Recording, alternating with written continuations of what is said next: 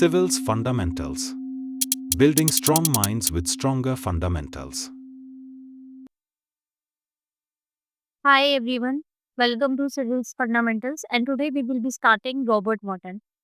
Robert Merton की theory start करने से पहले थोड़ा बहुत हम बायोग्राफी देखते हैं और वो हम हर थिंकर से करते आ रहे हैं। थोड़ा सा उसके बारे में जानेंगे, उसके बैकग्राउंड के बारे में। रॉबर्ट मर्टन का जन्म अगर देखें तो 1910 में हुआ। बर्थ अगर हम देखें तो 1910 में हुआ। अमेरिका में एक जगह है फिलाडेल्फिया, यूएसए। उनका ओरिजिनल नाम रॉबर्ट मर्टन नहीं था। उनका ओरिजिनल नाम था मेयर रॉबर्ट स्कॉलनिक। ये उनका ओरिजिनल नाम था। उनका परिवार रशिया से रशिया से अमेरिका माइग्रेट हुआ था 1904 में, यानी मर्टन एक इमिग्रेंट फैमिली से बिलोंग करते थे। उनके पेरेंट्स यिदिश यिदिश लैंग्वेज होती है, एक तरह की ज्यूइश भाषा होती है, तो यिदिश लैंग्वेज बोलते थे। ठीक है। और उनके पापा की एक छोटी-सी दुकान थी, लेकिन एक दिन क्या होता है, उस दुकान में आग लग जाती है, सब कुछ जल जाता है। तो सोचो एक इमिग्रेंट फैमिली नए देश में बिना पैसों के रह रही हो, ठीक है? तो फिर बाद में उनके पापा कारपेंटर के असिस्टेंट बनते हैं, कारपेंटर, ठीक है? तो एक तरीके से उनके पापा कारपेंटर थे। और मर्टन को मैजिक का बहुत शौक था, स्टेज पे परफॉर्म करते थे और इसीलिए उन्होंने एक स्टेज नाम रखा था रॉबर्ट के मर्टन। तो ये नाम उनका इतना पॉपुलर हुआ कि बाद में उन्होंने इसी को अपना लीगल नेम भी बना लिया। थोड़ा बहुत ही हम देखेंगे बायोग्राफी में, क्योंकि जब हम किसी भी चीज को पढ़ रहे हैं हमारे सिलेबस में तो देखना जरूरी है। ज्यादा डिटेल में नहीं कराऊंगी, थोड़ा बहुत बताऊंगी, ठीक है? तो उन्होंने अपनी initial education temple university Philadelphia Philadelphia से ली। वहीं पे उन्हें मिले एक मेंटोर, जॉर्ज ई सिम्पसन। ठीक है, सिम्पसन ने उनकी सोशियोलॉजी में इंटरेस्ट को पहचाना और उन्हें गाइड किया। तो एक दिन वो मर्टन को एक अमेरिकन सोशियोलॉजी सोशियोलॉजिकल एसोसिएशन के कॉन्फ्रेंस में ले गए, ये सिम्पसन। ठीक है, वहां पे रॉबर्ट की मुलाकात पिटरन सोरोकिन से हुई। सोरोकिन उस वक्त हार्वर्ड यूनिवर्सिटी यूनिवर्सिटी के सोशियोलॉजी डिपार्टमेंट के फाउंडर चेयरपर्सन थे। सोरुकिन ने मर्टन की पोटेंशियल देखी और मर्टन ने भी मौका नहीं छोड़ा।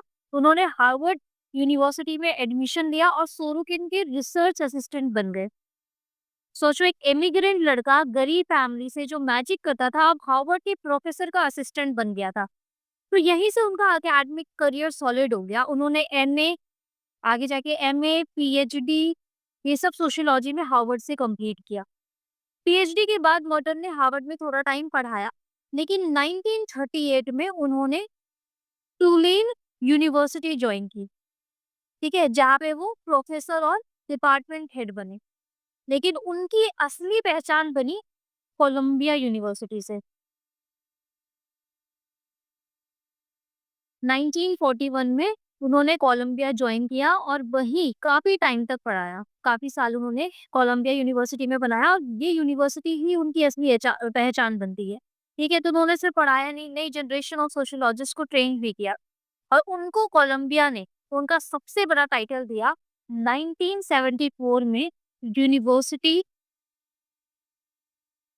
प्रोफेसर।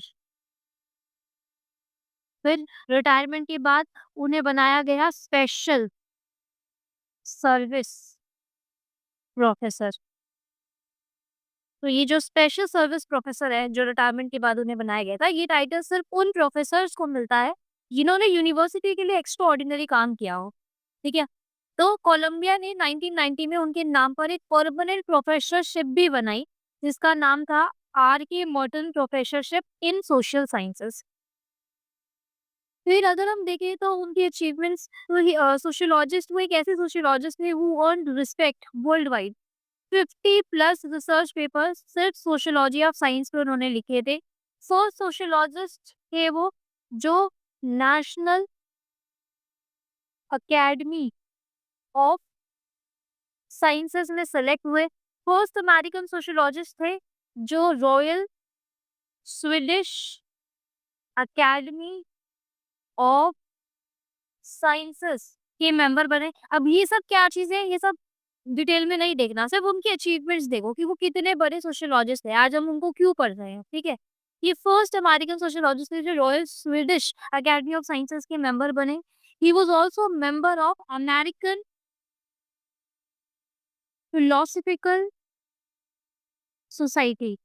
रशिया से आया हुआ लड़का अमेरिका के सोशियोलॉजी डिपार्टमेंट में रूल कर रहा है, ठीक है। और मर्टन ने जो फोकस ग्रुप रिसर्च मेथड हम पढ़ते हैं, वो मेथड भी मर्टन ने ही डिजाइन किया। उनको दुनिया भर की टॉप यूनिवर्सिटीज ने ऑनररी डिग्रीज दी। हार्वर्ड ने, येल यूनिवर्सिटी ने, कोलंबिया यूनिवर्सिटी ने, शिकागो स्कूल ने, ऑक्सफोर्ड ने, हिब्रू यूनिवर्सिटी जो जेरूसलम में है, तो यहाँ से उन्हें काफी सारी ऑनररी डिग्रीज मिली, ठीक है। उनकी कुछ कॉन्सेप्ट्स हैं जैसे middle range theory, reference group theory, self fulfilling prophecy,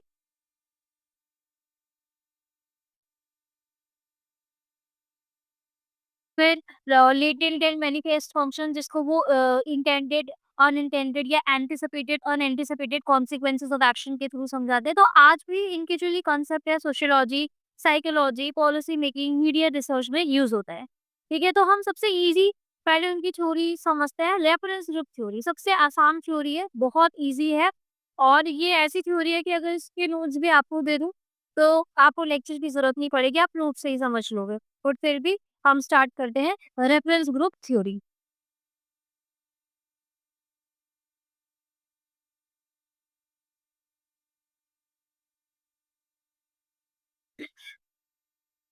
अब सबसे पहले बात करते हैं सैमुअल स्टॉफर। सैमुअल स्टॉफर ये एक अमेरिकन सोशियोलॉजिस्ट है। उन्होंने अमेरिकन मिलिट्री में सोल्जर्स का डाटा कलेक्ट करके एक थ्योरी दी, रिलेटिव डेप्रिवेशन। रिलेटिव डेप्रिवेशन और भी लोग हैं जिन्होंने रेफरेंस ग्रुप थ्योरी पे वर्क किया है, रिलेटिव डेप्रिवेशन ये सब बताया है, बट हम सिर्फ सैमुअल स्टॉकर के बारे में देख रहे हैं, ठीक है, ताकि एक बेस मिल जाए कि जो मोर्टन है वो अपनी थ्योरी किस तरीके से बनाते हैं। तो उन्होंने अमेरिकन मिलिट्री में सोल्जर्स का डाटा कलेक्ट करके एक थ्योरी दी, रिलेटिव डेप्रिवेशन। उन्होंने कहा दो तरीके की डेप्रिवेशन होती है, एक होता है एब्सोल्यूट डेप्रिवेशन, दो तरीके की है, एक होती है एब्सोल्यूट, एक होती है रिलेटिव। एब्सोल्यूट डेप्रिवेशन क्या होती है, जब बेसिक जरूरतों की चीजें भी नहीं मिलती, जैसे किसी गरीब इंसान के पास खाना नहीं है, पानी नहीं है, शेल्टर नहीं है, फूड शेल्टर जो बेसिक नेसेसिटीज है, जब वो भी नहीं होती है उसको हम कहते हैं एब्सोल्यूट डेप्रिवेशन। एक होती है रिलेटिव डेप्रिवेशन, जब आपके पास सब कुछ हो पर फिर भी आप दूसरों के कंपैरिजन में डिप्राइव फील करते हो, ठीक है। एक सोल्जर के पास सैलरी है, फैमिली है, अगर वो सोल्जर मैरिड है, ठीक है। लेकिन जब वो अनमैरिड सोल्जर को देखता है तो वो देखता है इसके पास फ्रीडम है, उसके पास कोई फैमिली का स्ट्रेस नहीं है, तो उसे लगता है कि इसके कंपैरिजन में मैं डिप्राइव हूँ, ठीक है। तो स्टॉपर ने कहा कि रिलेटिव डेप्रिवेशन जो है, ये रिलेटिव डेप्रिवेशन ये यूनिवर्सल होती है, ये हर जगह होती है। कोई न हर कोई किसी ना किसी तरीके से दूसरों का कंपैरिजन में अपने आप को रिलेटिवली डिप्राइव फील करता है। आप लोग भी करते होंगे जो आपके साथ के बच्चे हैं, उनके कंपैरिजन में। सपोज़ अगर आपका किसी का सिलेबस कंप्लीट हो गया तो आप कंपेयर करोगे, उससे आप रिलेटिवली डिप्राइव फील करोगे, तो इस तरीके से। तो ये यूनिवर्सल होता है, हर जगह होता है, ये स्टॉकर ने कहा। अब आर.के. बर्टन ने स्टॉपर के आइडिया को रीइंटरप्रेट किया और डेवलप किया reference group theory. Reference group क्या होता है? रेफरेंस ग्रुप वो ग्रुप होता है जिसे एक इंडिविजुअल अपनी लाइफ अचीवमेंट्स और वैल्यूज को कंपेयर करता है, चाहे वो उस ग्रुप का हिस्सा हो ना हो, ठीक है? रेफरेंस ग्रुप अक्सर वो होता है जैसे आप बनना चाहते हो, अगर हम जनरली बात करें। तो 2 टाइप्स ऑफ रेफरेंस ग्रुप होते हैं, एक है कंपैरेटिव रेफरेंस ग्रुप, एक है नॉर्मेटिव रेफरेंस ग्रुप। अब कंपैरेटिव रेफरेंस ग्रुप भी 2 तरीके का होता है, एक होता है इंटरनल कंपैरेटिव रेफरेंस ग्रुप, एक होता है एक्सटर्नल कंपैरेटिव रेफरेंस ग्रुप। उसी तरीके से ये भी 2 तरीके के होते हैं, एक होता है इंटरनल और एक होता है एक्सटर्नल। अब यहाँ से हम देखते हैं, कंपैरेटिव रेफरेंस ग्रुप क्या होता है? तो इस ग्रुप में इंडिविजुअल सिर्फ कंपेयर करता है, अपने आप को दूसरे ग्रुप से सिर्फ कंपेयर करेगा, रेफरेंस ग्रुप से दूसरे रेफरेंस ग्रुप से सिर्फ कंपेयर करेगा, बिना ये चाहते हुए कि वो उस ग्रुप का हिस्सा बने। एग्जाम्पल, जो लड़कियां होती है वो हमेशा कहती है कि मुझे ना अपने पापा जैसा हस्बैंड चाहिए। वो कंपेयर करती है, she compares but doesn't want to become a father, ठीक है? तो वो सिर्फ कंपेयर कर रही है। फिर यूपीएससी एस्पिरेंट कंपेयर करता है खुद को with Bollywood actors for lifestyle, but he doesn't want to become an actor, he want to become aspirant, he want to become IAS या IPS, but he is comparing his lifestyle with Bollywood actors. फिर एक college student जो है वो middle class family से होकर भी अंबानी के बच्चों अंबानी के बच्चों से कंपेयर करता है, लेकिन वो बिज़नेसमैन नहीं बनना चाहता, सिर्फ़ उनकी लग्ज़री लाइफ़ से कंपैरिज़न करता है। तो कंपैरेटिव रेफरेंस ग्रुप में आप सिर्फ़ कंपेयर करते हो, आप उस ग्रुप का हिस्सा नहीं बनना चाहते। अब इसमें भी 2 पार्ट्स होते हैं, एक होता है इंटरनल और एक होता है एक्सटर्नल। इंटरनल कंपैरेटिव ग्रुप क्या होता है कि आप ग्रुप का ऑलरेडी पार्ट हो, फिर भी कंपेयर करते हो। फॉर एग्ज़ाम्पल, आप ऑलरेडी आईएएस हो, लेकिन आप अपने सीनियर ऑफिसर से कंपेयर करते हो कि उनका कौन-सा पोस्टिंग है, कौन-सा पे स्केल है उनका, इस तरीके से। और एक स्टूडेंट कॉलेज दूसरा एग्ज़ाम्पल अगर हम देखें, एक स्टूडेंट कॉलेज टॉपर होने के बाद भी कंपैरिज़न करता है दूसरे टॉपर से, जिसका सिलेक्शन फॉरेन यूनिवर्सिटी में हुआ है। तो आप ग्रुप इंटरनल कंपैरेटिव ग्रुप, आप उस ग्रुप का पार्ट हो, लेकिन फिर भी कंपेयर कर रहे हो। और एक्सटर्नल में क्या होता है, आप ग्रुप के मेंबर नहीं हो, ठीक है? और बनना भी नहीं चाहते, सिर्फ कंपेयर कर रहे हो। जैसे एक middle class shopkeeper compares his life to movie stars, school kid compares his English speaking skill to YouTubers but doesn't want to be a YouTuber. तो ये चीज़ है। अब इसमें कन्फ्यूज़ मत होना कि कंपैरेटिव रेफरेंस ग्रुप में ओवरऑल ऐसे कह रही हूँ कि आप कंपेयर कर रहे हो, बिना ये चाहते हुए कि आप उस ग्रुप का हिस्सा बने। ये तो कंपैरेटिव ही है, लेकिन इसमें भी 2 पार्ट है, इंटरनल और एक्सटर्नल। इंटरनल में आप ग्रुप का पार्ट हो, फिर भी कंपेयर करते हो, और एक्सटर्नल में आप ग्रुप के मेंबर नहीं हो, सिर्फ और ना ही बनना चाहते हो, सिर्फ कंपेयर कर रहे हो। तो ये हो गया। एक होता है नॉर्मेटिव रेफरेंस ग्रुप। इस ग्रुप में इंडिविजुअल उस ग्रुप के वैल्यूज को अडॉप्ट करता है और पर्पसफुली उस ग्रुप का पार्ट बनने की कोशिश करता है। यहाँ पर आप उस ग्रुप का पार्ट बनने की कोशिश नहीं कर रहे हो। अभी आप सोचोगे कि मैंने इंटरनल कंपैरेटिव ग्रुप में बोला कि आप उस ग्रुप का ऑलरेडी पार्ट हो। इसका सिंपल एग्जांपल है कि स्टूडेंट कॉलेज टॉपर होने के बाद भी ये कंपेयर कर रहा है कि दूसरा जो टॉपर है वो फॉरेन यूनिवर्सिटी में उसका सिलेक्शन हो गया है, ठीक है? अब वो ग्रुप उसका एक ही है, वो भी टॉपर है और दूसरा वाला भी टॉपर है। वो कंपेयर कर रहा है कि ये फॉरेन यूनिवर्सिटी में इसका सिलेक्शन हुआ है, मेरा नहीं हुआ है, लेकिन वो चाहता नहीं है कि फॉरेन यूनिवर्सिटी में वो जाए। तो इस तरीके से समझो, तो यहाँ पर इसको और इसको कन्फ्यूजन में मत रखना, ठीक है? तो कंपैरेटिव रेफरेंस ग्रुप की कोई वो नहीं है। नॉर्मेटिव में क्या होता है कि इंडिविजुअल उस ग्रुप के वैल्यूज को अडॉप्ट करता है और पर्पसफुली उस ग्रुप का पार्ट बनने की कोशिश भी करता है। जैसे एक यूपीएससी एस्पिरेंट नेहरू, पटेल, सरदार पटेल और कुछ जैसे ब्यूरोक्रेट्स हैं करंटली जो फेमस है, इनके डिसिप्लिन, विजन और डेडिकेशन को अपनाता है, अपनी डेली लाइफस्टाइल में अपनाता है, ताकि वो अडॉप्ट करता है उनकी वैल्यूज को, ताकि वो उनके जैसा बन सके। फिर एक लो इनकम स्टूडेंट इमिटेट करता है behaviour of suppose IITian, time management करता है, स्टडी हैबिट्स अच्छे से बनाता है, सुबह उठता है, पढ़ता है रात तक अच्छे से, ताकि वो भी उस लेवल तक पहुंच सके। तो उस ग्रुप की वैल्यूज को वो अडॉप्ट कर रहा है पर्पसफुली उस ग्रुप का पार्ट बनने के लिए, ठीक है? अब इसकी भी टाइप है इंटरनल और एक्सटर्नल। इंटरनल क्या होता है कि आप ऑलरेडी ग्रुप का पार्ट हो और उसके नॉर्म्स अडॉप्ट कर रहे हो। आप एक टीचर हो और आप सीनियर टीचर्स की टीचिंग स्टाइल और वैल्यूज को अडॉप्ट कर रहे हो। पार्ट रहकर आप अडॉप्ट कर रहे हो, दूसरे टीचर की तरह बनना चाहते हो। एक्सटर्नल में क्या होता है कि अभी तो आप उस ग्रुप का पार्ट नहीं हो, पर उसकी वैल्यूज को सीख रहे हो ताकि फ्यूचर में उसका पार्ट बन सको। ठीक है, आप एक स्टूडेंट हो और आईएएस ऑफिसर्स जैसे लोगों की डिसिप्लिन को फॉलो करते हो। ठीक है, टाइमली उठते हो, पढ़ते हो, डेडिकेशन के साथ हर चीज करते हो, तो आईएएस बनना आपका एक गोल है। तो आप वैल्यूज अडॉप्ट कर रहे हो विद अ गोल कि आपको वैसा बनना है। और नॉर्मल जो नॉर्मेटिव रेफरेंस ग्रुप होता है ये एक्सटर्नल होता है जनरली। जनरली अगर देखा जाए तो हमें एक्सटर्नली एक्सटर्नल होता है ये, कि हम उस ग्रुप के पार्ट नहीं होते, लेकिन हम उसकी वैल्यू सीख रहे हैं ताकि हम भी कल को ऐसा बन सके, उस ग्रुप का पार्ट बन सके। तो ये चीज़ हो गई। अब कहीं-कहीं बुक्स में आपको क्या मिलेगा, एक तो ये टाइपोलॉजी मिलेगी कि reference group comparative reference group होता है, जिसमें इंटरनल एक्सटर्नल होता है और एक नॉर्मेटिव होता है, उसमें भी इंटरनल एक्सटर्नल होता है। कहीं-कहीं पे आप लोगों को क्या मिलेगा, रेफरेंस ग्रुप के टाइप इस तरीके से मिलेंगे, मेंबरशिप ग्रुप,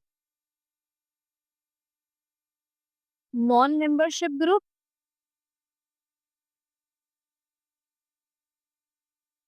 पॉजिटिव ग्रुप और नेगेटिव ग्रुप। अब कुछ बुक्स में इस तरीके की टाइपोलॉजी है, कुछ बुक्स में इस तरीके की टाइपोलॉजी है। आपको जो पेपर में मेंशन करनी होगी आप कर लेना, मार्क्स किसी में ऐसा नहीं होगा कि इसमें ज़्यादा मिलेंगे, उसमें कम मिलेंगे। जो टाइपोलॉजी आपको समझ आती है, आपको आसान लगती है, आपको याद होती है, वो पेपर में रिप्रोड्यूस कर देना अगर आए तो। मेंबरशिप ग्रुप क्या होता है? ऐसा ग्रुप जिसका आप ऑलरेडी मेंबर हो। अब इसकी जो कुछ डेफिनेशन है वो उससे भी ओवरलैप करती है। ठीक है? ऐसा ग्रुप जिसके आप ऑलरेडी मेंबर हो, जैसे आपकी फैमिली, आपका कॉलेज, आपका रिलीजन, ये ग्रुप है, इसके आप ऑलरेडी मेंबर हो। ये ग्रुप आपका प्राइमरी सोशल सर्कल होता है और आप इन्हीं लोगों के नॉर्म्स को फॉलो करते हो या इन्हीं लोगों से खुद को कंपेयर करते हो। ठीक है, कॉलेज ग्रुप हो सकता है, रिलीजियस ग्रुप हो सकता है, ऑफिस कलीग्स होते हैं, ये सारी चीजें। फॉर एग्जाम्पल एक लड़का अपने बड़े भाई से हमेशा कंपेयर करता है, उसकी स्टडी, उसका बिहेवियर, उसकी सक्सेस, सब उसके लिए एक स्टैंडर्ड बन जाता है। तो मेंबरशिप ग्रुप में क्या हो रहा है कि आप ऑलरेडी मेंबर हो और ये आपका प्राइमरी सोशल सर्कल होता है, जैसे आपकी फैमिली, आपका कॉलेज, आपका रिलीजन, ऑफिस कलीग, ये सारी हो गई, आपकी सिबलिंग्स, आपके कजन्स, इन सबसे आप कंपेयर करते हो। दूसरा नॉन मेंबरशिप ग्रुप होता है, ऐसा ग्रुप जिसके आप मेंबर नहीं हो। नॉन मेंबरशिप मतलब क्या, आप मेंबर नहीं हो लेकिन उनकी लाइफ से आप इंस्पायर्ड हो और उनकी तरह बनना चाहते हो, जैसे बॉलीवुड एक्टर्स हो गए, कुछ आईएएस टॉपर्स हो गए अगर आपके केस में देखें तो, कुछ जिनको जिम बहुत अच्छा लगता है उनके लिए जिम ट्रेनर्स हो गए इंस्टाग्राम पे, जो थोड़े बिजनेस माइंड सेट के हैं उनके लिए रतन टाटा, एलन मस्क, अंबानी, अदानी ये हो सकते हैं। जो जिसको म्यूजिक में इंटरेस्ट है उनके लिए सिंगिंग बैंड या रॉक स्टार या कोई सिंगर हो सकता है। ठीक है, तो आप क्या करते हो, आप उनका ड्रेसिंग सेंस अडॉप्ट करते हो, उनके जैसे आप बोलना चालना दिखने की कोशिश करते हो, करियर डिसीजंस भी कभी कभी इसी ग्रुप से इन्फ्लुएंस होके आप लेते हो। तो नाम से ही पता चल रहा है, मेंबरशिप में आप मेंबर हो, प्राइमरी सोशल सर्कल होता है आपका, नॉन मेंबरशिप में आप मेंबर नहीं हो। अब आता है negative reference group and positive reference group. Negative reference group क्या होता है, ऐसे ग्रुप जिसे आप डिसलाइक करते हो, आप उन ग्रुप को पसंद नहीं करते हो, आप उन ग्रुप को रिजेक्ट करते हो और उसके अगेंस्ट नॉर्म्स को अपनाते हो जो उस ग्रुप के अगेंस्ट जाते हैं।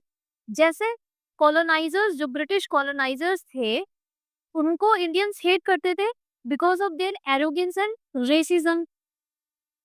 ब्रिटिश कोलोनाइजर्स ये ग्रुप है जिसे इंडियंस हेट करते थे। ठीक है, तो many Indians rejected British values, उनका ड्रेस कोड, उनकी लैंग्वेज, जैसा वो पहनते हैं, ये सब रिजेक्ट कर देंगे, उनके उनके नॉर्म्स के अगेंस्ट चले जाएंगे। ठीक है, या स्टूडेंट्स, एक दूसरा एग्जांपल क्या है, student rejecting school discipline by imitating rebel celebrities और रैपर्स। तो इस ग्रुप का रोल क्यों इम्पोर्टेंट है कि आप नहीं बनना चाहते, आप पसंद नहीं करते, आप रिजेक्ट करते हो और उनके नॉर्म्स के अगेंस्ट चीजें अपना रहे हो। ये इसलिए इम्पोर्टेंट है क्योंकि ये हमें बताता है कि हमें क्या नहीं बनना है, जिससे हम अपनी काउंटर आइडेंटिटी काउंटर आइडेंटिटी बनाते हैं। ठीक है, तो ये नेगेटिव रेफरेंस ग्रुप हो गया। फिर पॉजिटिव रेफरेंस ग्रुप, इसे आइडियल ग्रुप भी कह सकते हैं। ऐसा ग्रुप जिसे आप सीरियसली लेते हो, जो आपकी लाइफ डिसीजंस, आपके गोल्स, आपकी वैल्यूज को शेप करता है। जैसे करियर एस्पिरेशंस में अगर एग्जांपल देखें, एक पर्सन जिसकी सैलरी कम है, वो उन लोगों को देखता है जिनकी सैलरी अच्छी है, जो अच्छी पोजीशन में है, और वो उनकी तरह बनने की कोशिश करता है। थ्रू प्रमोशन, कोई एमबीए कोर्स कर लेगा, अच्छी ड्रेसिंग करके जाएगा, अच्छे से काम करेगा। हेल्थ एंड फिटनेस का एग्जांपल ले तो सोशल मीडिया के फिटनेस इन्फ्लुएंसर रेफरेंस ग्रुप बन जाते हैं। उनकी तरह एप्स बनाना, डाइट फॉलो करना, जिम जाना, ये सब स्टार्ट कर देते हैं आप लोग। फिर अगर देखा जाए तो अगर एक फ्रेंड ने एसयूवी या लग्जरी हाउस ले लिया है, तो दूसरा भी वही करने लगता है, चाहे लोन लेना पड़े। तो ये जो सोशल स्टेटस वाला है, ये स्टेटस रेफरेंस प्रेशर है। फिर एक लड़की ज़ारा या लुई विटॉन का बैग लेती है क्योंकि आलिया भट्ट उसे यूज़ करती है, दीपिका पादुकोण उसे यूज़ करती है, ठीक है? तो ये रेफरेंस ग्रुप से इन्फ्लुएंस होके वो ले रही है। तो ये सारे पॉजिटिव रेफरेंस ग्रुप में आते हैं, जिसे आप बहुत ज़्यादा सीरियसली ले लेते हो और आपकी लाइफ डिसीजंस को ये अ, शेप करते हैं। तो अब मैं पेपर अब आपको जो नोट्स में मैं ये चार्ट भी दे दूँगी, टाइपोलॉजी, और ये टाइपोलॉजी भी दे दूँगी। आप लोगों को जो याद रहे, जो अच्छे से आप रिप्रोड्यूस कर दो पेपर में, वो आप याद कर लेना, ठीक है? अब आर.के. मॉर्टन कहते हैं कि कुछ फैक्टर्स होते हैं। हर ग्रुप जिसके आप पार्ट हो या जिसे आप देख रहे हो, वो आपका रेफरेंस ग्रुप नहीं बन जाता। तो सवाल ये है कि क्या चीज़ें हैं जो डिसाइड करती है कि कोई ग्रुप रेफरेंस ग्रुप बनेगा या नहीं? तो मॉर्टन ने कुछ स्पेसिफिक फैक्टर्स दिए हैं, ठीक है? कुछ फैक्टर्स हैं that make a group that make a group as reference group that make a group as reference group. क्या है वो फैक्टर्स? पहला क्या है? Power and Prestige of the group. अगर किसी ग्रुप के पास कोई ग्रुप है और इस ग्रुप के पास सोशल पावर है, इस ग्रुप के पास सोशल पावर है, इस ग्रुप के पास प्रेस्टीज है, ठीक है? तो लोग उस ग्रुप को रेफरेंस ग्रुप बना लेते हैं, ठीक है? जैसे बॉलीवुड एक्टर्स है, ग्लैमर है, पॉपुलैरिटी है, ह्यूज फॉलो करते हैं उनके फैशन को, उनकी स्पीच को, उनके लाइफस्टाइल को। एक आईएएस ऑफिसर है, इसके पास सोशल पावर है, इसके पास प्रेस्टीज है, इसके पास एक रिस्पेक्टेड पोजीशन है ये। तो many student take them as role model और वो उस ग्रुप में जाना चाहते हैं। तो जब किसी ग्रुप का स्टेटस हाई होता है, तो लोग उसकी वैल्यू सिस्टम, उसका बिहेवियर, उसका सक्सेस पाथ, इन सबको कॉपी करना चाहते हैं। तो पहला फैक्टर क्या हो गया? Power and Prestige of the group. दूसरा क्या हो गया? आइसोलेशन इन मेंबरशिप ग्रुप। आइसोलेशन इन मेंबरशिप ग्रुप, जब इंडिविजुअल अपने एग्जिस्टिंग ग्रुप से इमोशनली कनेक्टेड नहीं होता या उस ग्रुप से अलग हो जाता है, तो वो दूसरे ग्रुप को रेफरेंस ग्रुप बना लेता है। फॉर एग्जाम्पल, एक स्टूडेंट जिसे घर में सपोर्ट नहीं मिलता, उसके पेरेंट्स उसे सपोर्ट नहीं करते, वो अपने कॉलेज प्रोफेसर को या अपने किसी टीचर को अपना, या अपने ट्यूशन टीचर को अपना मेंटोर बना लेता है। एक दलित यूथ जिसे उसकी कास्ट ग्रुप में एक्सेप्ट नहीं किया जाता, ठीक है? वो अम्बेडकराइट आइडियोलॉजी या अर्बन प्रोफेशनल्स को फॉलो करता है। जब बिलोंगिंगनेस नहीं मिलती, तो इंसान नए रेफरेंस ग्रुप ढूँढने लगता है, जहाँ उन्हें आइडेंटिटी मिले। तो पहला क्या हो गया? पावर और प्रेस्टीज देखी जाती है ग्रुप की। दूसरा, जब आप अपने ही मेंबरशिप ग्रुप में आइसोलेटेड फील करते हो। तीसरा क्या है? Open versus closed groups. अगर कोई ग्रुप ओपन है, तो लोग उसमें एंट्री चाहते हैं और उस ग्रुप को रेफरेंस ग्रुप बना लेते हैं। ओपन ग्रुप मतलब जहाँ पे एंट्री पॉसिबल हो, जहाँ पे मेरिट बेस्ड एंट्री होती है, जहाँ पे सोशल मोबिलिटी पॉसिबल हो, जैसे यूपीएससी हो गया, कोई भी गवर्नमेंट एग्जाम हो गया, ये ओपन ग्रुप्स है, ठीक है? यहाँ पे सोशल मोबिलिटी पॉसिबल है। कॉर्पोरेट जॉब्स फॉर एग्जाम्पल अगर हम लें। फिर एक होती है क्लोज ग्रुप, जहाँ पर जाति, यहाँ पर क्या है? जाति, heredity, birth base, caste base, इन सब के बेसिस पे एंट्री हो। जैसे रॉयल फैमिली है, ब्राह्मण, प्रेस्टिट्यूट, तो ये ग्रुप होते हैं। तो अगर कोई ग्रुप ओपन हो तो लोग उसमें एंट्री चाहते हैं, उसको अपना रेफरेंस ग्रुप बना लेते हैं। For example, nobody aspires to become part of जमींदार family today because it's a close system है ये, not an ideal reference group anymore. कोई नहीं चाहता क्योंकि क्लोज सिस्टम है। तो जो ग्रुप जितना एसेसिबल होगा उतनी ही ज्यादा उसमें एस्पिरेशन होगी। लोग वही ग्रुप चूज करते हैं जिसमें एंट्री पॉसिबल हो। ठीक है, तो पहला पावर प्रेस्टीज, दूसरा आइसोलेशन, तीसरा जो जितना ओपन ग्रुप होगा उतना लोग उसमें जाना पसंद करेंगे। फिर चौथा क्या है, प्रेजेंस ऑफ रेफरेंस इंडिविजुअल्स और रोल मॉडल्स। इसको समझो, अगर किसी ग्रुप में ऐसे लोग हैं जो रोल मॉडल्स की तरह एक्ट करते हैं तो वो पूरा ग्रुप रेफरेंस ग्रुप बन जाता है। सपोज कोई ग्रुप है और यहाँ पे कुछ ऐसे लोग हैं जो लोगों के लिए रोल मॉडल की तरह एक्ट करते हैं, तो वो पूरा ग्रुप क्या बन जाएगा, रेफरेंस ग्रुप बन जाएगा किसी इंसान के लिए। जैसे doctor APJ Abdul Kalam, he is role model for youth.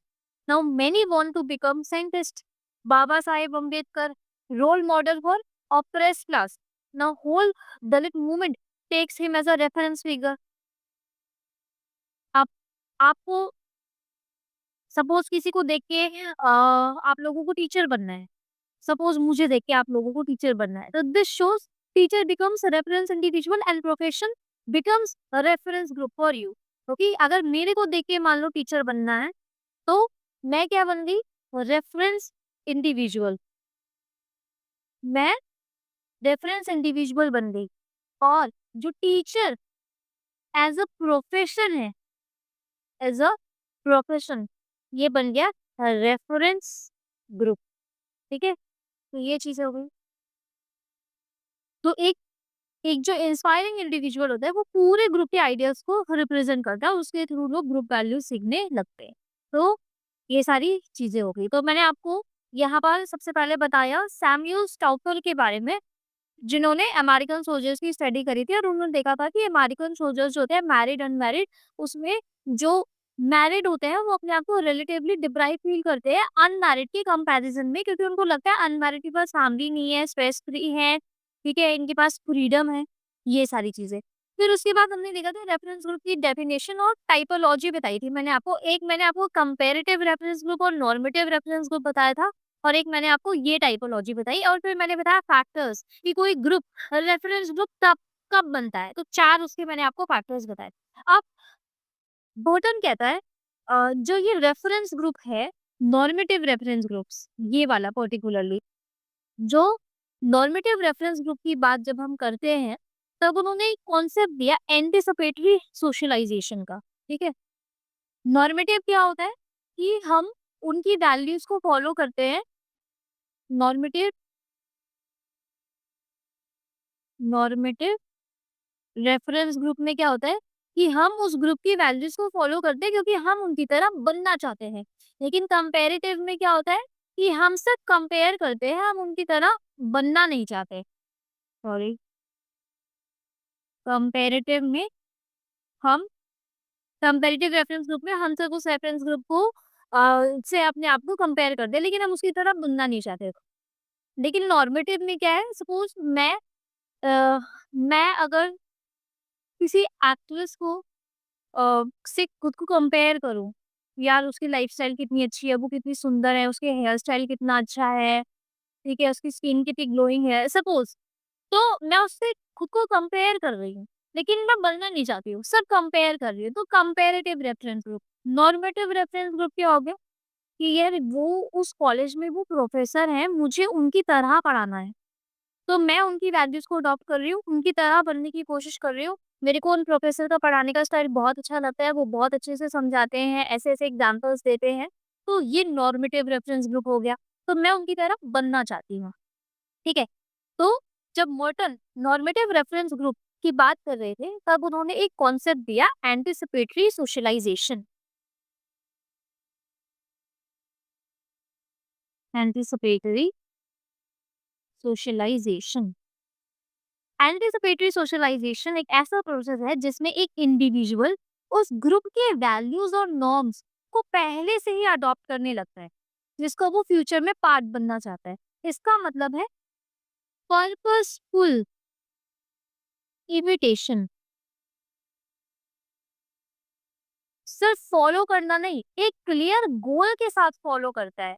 गोल क्या है कि मुझे उस रेफरेंस ग्रुप का मेंबर बनना ही बनना है, तो इसलिए मैं उस ग्रुप की वैल्यूज और नॉर्म्स को पहले से ही अडॉप्ट करने लगी हूँ। ठीक है, this is anticipatory socialisation. Example, again IAS का लेते हैं। मैं हमेशा यूपीएससी का, आईएएस का, स्टूडेंट का, टीचर का एग्जाम्पल इसलिए देती हूँ ताकि आप लोगों को समझ आए, आप लोग रिलेट कर पाओ उससे। ठीक है, बाकी देयर आर बहुत सारे टीचर्स हैं जो बहुत सोफिस्टिकेटेड एग्जांपल्स भी लेते हैं। अगर आप पढ़ना चाहो तो आप पढ़ सकते हैं। चलो जोक्स अपार्ट, एक लड़का जो विलेज बैकग्राउंड से है, वो आईएएस बनना चाहता है। वो अभी आईएएस तो नहीं बना, लेकिन रोज सुबह जल्दी उठता है, नहाता है, धोता है, एकदम फॉर्मल कपड़े पहनता है, लाइब्रेरी जाता है, न्यूज़ और एडिटोरियल्स पढ़कर अपने ओपिनियन बनाता है, शाम को आता है, मम्मी को बोलता है कॉपी ला दो रूम पे। इस तरीके से फिर पढ़ने बैठ जाता है। तो ये सब वो किस वजह से कर रहा है?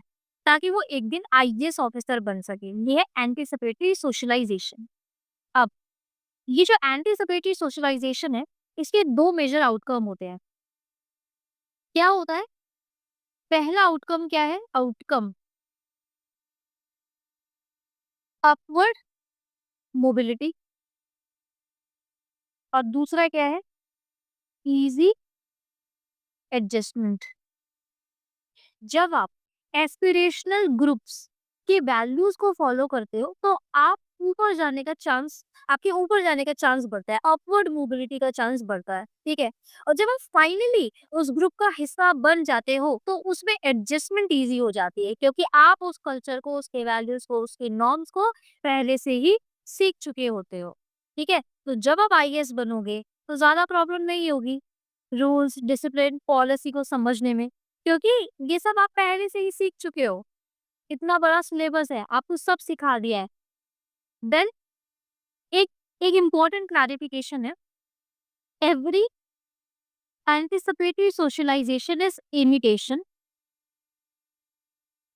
But not every imitation is anticipatory socialization. Every anticipatory socialization is imitation.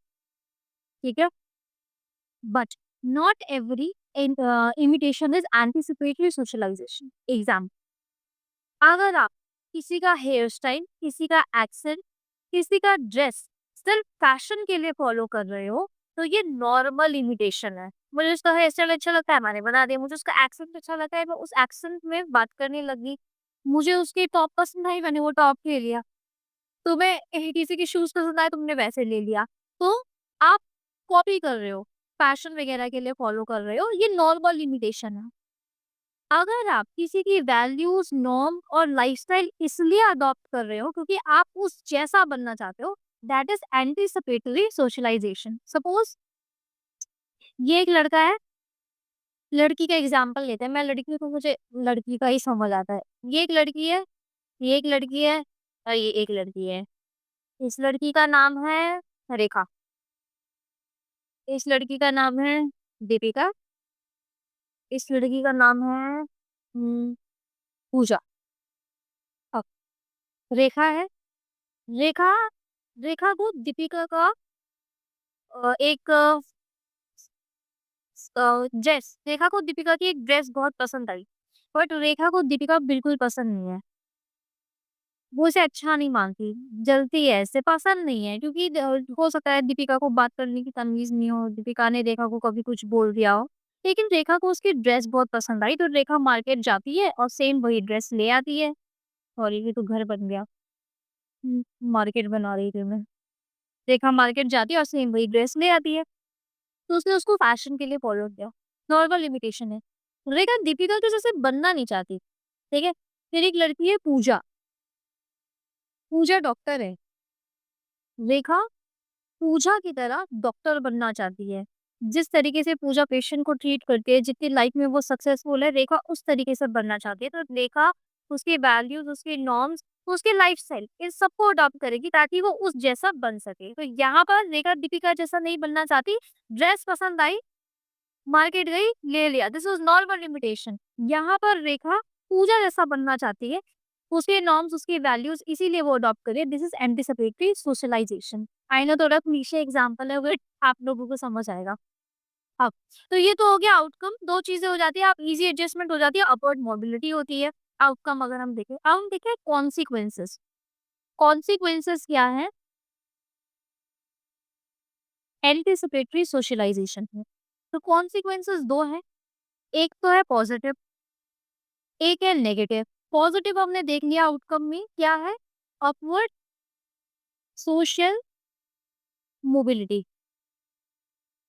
और नेगेटिव में अगर मैं देखूँ तो रिलेटिव डेप्रिवेशन, रोल कॉन्फ्लिक्ट्स और एक कॉन्सेप्ट है मार्जिनल मैन, ये देखेंगे हम। ठीक है? तो सबसे पहले अपवर्ड मर्टन ने बताया कि रेफरेंस ग्रुप के कुछ पॉजिटिव और कुछ नेगेटिव कॉन्सिक्वेंसेस होते हैं, specially in an open society. अब सबसे पहले ओपन सोसाइटी क्या होती है वो देख लो। ओपन सोसाइटी होती है जो एनकरेज करती है फ्रीडम ऑफ थॉट। वो सोसाइटी होती है which allows social mobility based on merit, not based on caste, based on merit. Open society वो होती है which promotes individual rights, which promotes democratic governance, which promotes rationality, जो भी अच्छी-अच्छी चीज़ें हैं, फ्रीडम ऑफ थॉट वगैरह, रैशनैलिटी ये सब यहाँ पे आ जाओगी, ठीक है?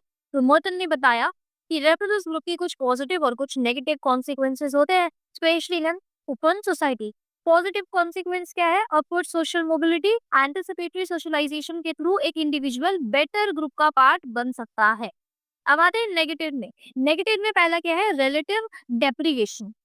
जब आप कंपेयर करते हो पर आप उस लेवल तक पहुंच नहीं पाते तो डिससेटिस्फैक्शन होता है।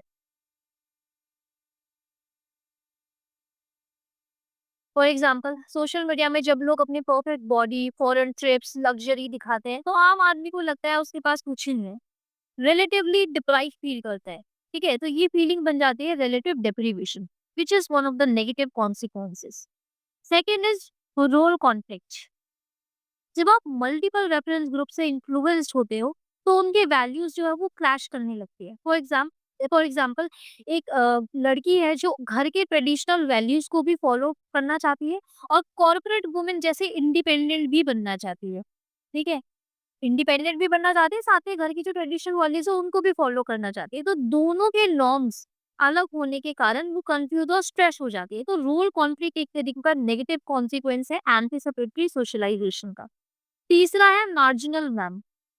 ठीक है, जब एक इंडिविजुअल, ये मेनली क्लोज सोसाइटी में होता है। क्लोज सोसाइटी,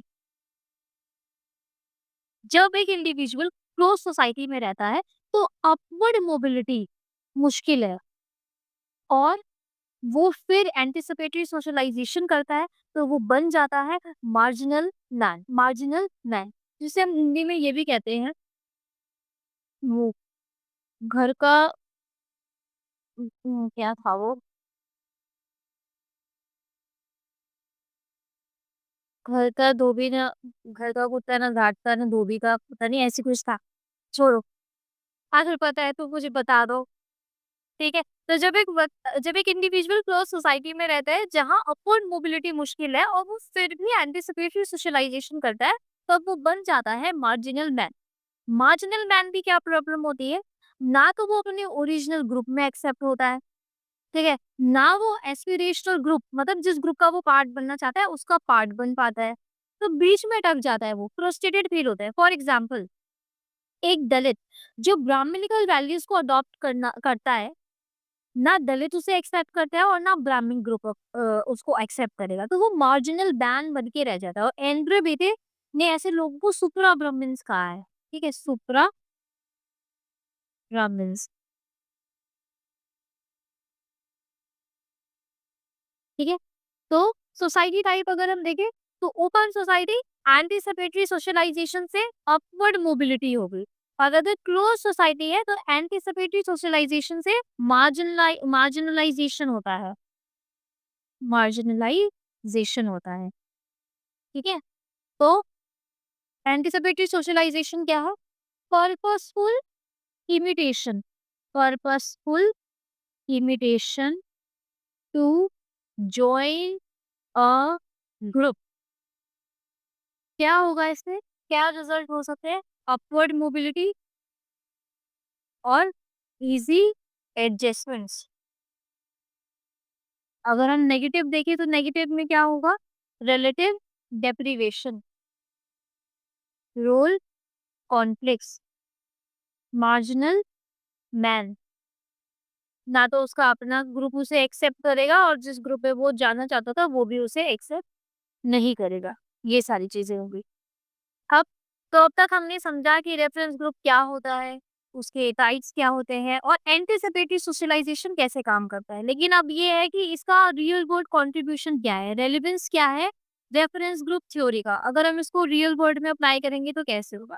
तो पहला तो क्या है कि reference group theory not only brings change but also indicates social change.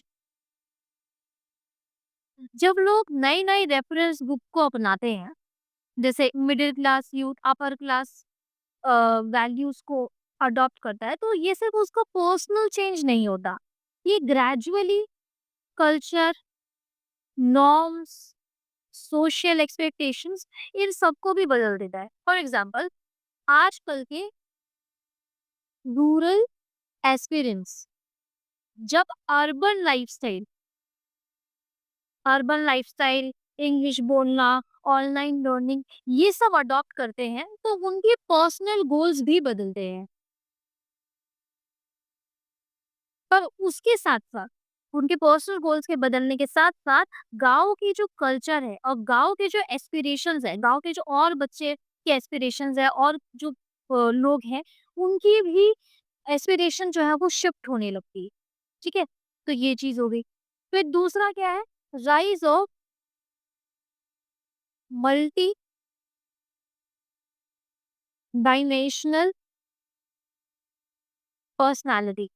Modern कहता है कि मॉडर्न सोसाइटी में हर इंडिविजुअल अलग-अलग रेफरेंस ग्रुप से इन्फ्लुएंस हो रहा है। एक स्टूडेंट स्कूल के नॉर्म्स फॉलो करता है, घर में पेरेंटल वैल्यूज को भी फॉलो करता है, साथ में सोशल मीडिया पे इन्फ्लुएंसर्स को भी इमिटेट करता है। तो वो एक मल्टी डायमेंशनल पर्सनैलिटी बन जाता है, जिसमें वो अलग-अलग रोल्स के साथ जिसमें वो एक इंडिविजुअल अलग-अलग रोल्स एक साथ प्ले कर रहा है। ठीक है? तो rise of multi dimensional personality. तीसरा रोल कॉन्फ्लिक्ट हमने देख ही लिया। आपका एग्जिस्टिंग ग्रुप आपसे कुछ और एक्सेप्ट करता है, आपका रेफरेंस ग्रुप कुछ और एक्सेप्ट करता है।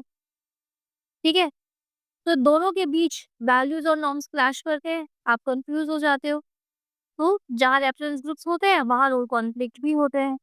ठीक है? फॉर एग्जाम्पल, एग्जाम्पल से वैसे मैंने पहले भी समझाया, दोबारा समझा देती हूँ। आप एक कंजर्वेटिव फैमिली से हो, लेकिन आपका रेफरेंस मॉडर्न फ्रेंड्स है। ठीक है? आप आपके फ्रेंड्स जो है वो काफ़ी ज़्यादा मॉडर्न हैं, काफ़ी लिबरल वैल्यूज़ फ़ॉलो करते हैं। तो यहाँ पे रूल कॉन्फ्लिक्ट आएगा कि आपका जो एक्सिस्टिंग ग्रुप है उसकी कुछ और एक्सपेक्टेशंस है और आपका रेफरेंस ग्रुप कुछ और वैल्यूज़, कुछ और एक्सपेक्टेशंस को एक्सेप्ट करता है। ये हो गया। आप टीचर हो, लेकिन आपका रेफरेंस ग्रुप इंस्टाग्राम इन्फ्लुएंसर्स हैं, जो चिल और कैजुअल टोन में बात करते हैं। ठीक है? आप हो टीचर, लेकिन रेफरेंस ग्रुप क्या है? आपकी जो फ्रेंड्स हैं ये सब इंस्टाग्राम इन्फ्लुएंसर्स हैं। तो रूट कॉन्फ्लिक्ट आता है जिससे मेंटल स्ट्रेस डिससैटिस्फैक्शन होता है। फिर ये रेफरेंस ग्रुप थ्योरी है, ये डेविएंस को भी एक्सप्लेन करती है और जो बिहेवियरल प्रॉब्लम है उसको भी एक्सप्लेन करती है। रेफरेंस ग्रुप थ्योरी का यूज आज के टाइम में साइकोलॉजिस्ट और साइकोलॉजिस्ट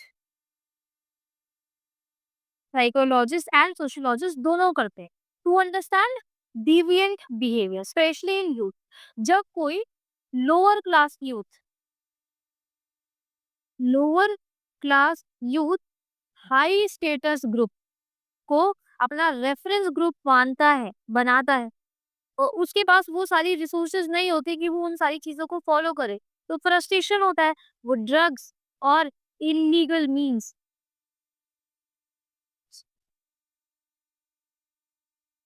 इलीगल मीन्स इन सब की तरफ चला जाता है। ठीक है।